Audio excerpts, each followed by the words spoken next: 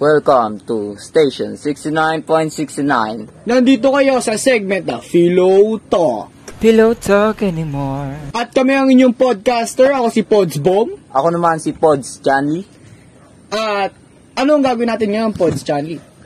Para ngayong week na to, pag-uusapan natin ang mga nileson nung week 1. At ito ay tungkol sa having a holistic perspective and its value in doing philosophy. Wow, Pods Chanley, parang ang lalim naman ng pag-uusapan natin.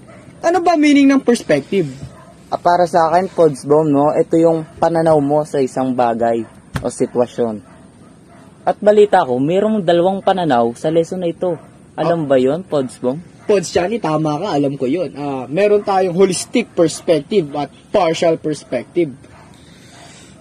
So, ngayon, sinenyalas na tayo ng ating manager na meron tayong mga pod scholar ngayon.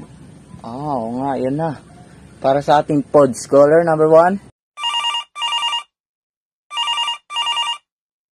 Hello po. Ako po si Sean Jeffrey P. Bobadilla. Ang pagkakaintindi ko po sa holistic perspective ay yung pagtingin mo sa perspektibo ng iba sa isang sitwasyon, yung titingin ka muna sa perspektibo ng iba bago ka mag-judge ng isang pangyayari at bago ka mag-judge ng tao. Yun lang po. Salamat. Napakaganda ng sagot ng ating pod caller number 1. Meron na daw tayong pod caller number 2. Ako po si John Leslie Mendoza. Sa tingin ko po, para sa akin po, ang holistic perspective po ay yung paggamit natin ng 5 senses para tignan yung katotohanan ng bawat isa sa atin.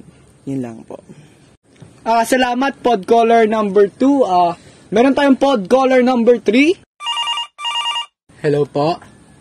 Ako po si Shin Timpok. May natutunan din po ako na isang perspektibo. Yung partial perspective po. Yung partial perspective po, yung perspektibo na sa unang tingin mo pa lang, yun agad ang perspektibo mo at hindi ka tumitingin sa isang malawak na larawan. Yun lang po. Salamat, pod caller number 3. At meron pa rin tayong pod caller number 4. At ito na siya. Hello po. Ako po si Adrian Napulog. Ang natutunan ko po nung last week ay partial perspective na your sariling perspective nyo lang po yung kinukuha nyo, tas yung perspective ng iba hindi nyo sila pinapakinggan, parang yung sa inyo lang, selfish kayo, gano'n. Salamat, pod caller number 4. Meron tayong pod caller number 5. Hello po. Ako po si Earl J. Kabuhat. Sa akin po partial perspective. Ayun nga po yung parang judgmental ka po. Wala ka na pong pakialam sa sinasabi ng iba po tungkol sa nilalarawan niya or sinasabi niya. Basta po doon ka lang po sa pinaniniwalaan mo. Ayun lang po. Salamat dun sa last caller. Pods Chanley, parang ang dami nilang natutunan. Oo nga, Pods Bom, parang alam na alam nila yung lesson. At dito na nagtatapos ang ating segment na Philo Talks. Kami nga po pala ang podcaster. Ako si Pods Bom. Ako naman si Pods Chanley. This is 5 minutes. Hear you next week. Pillow Talk anymore. Pillow Talk anymore. Ooh. Pillow Talk anymore like we used to do.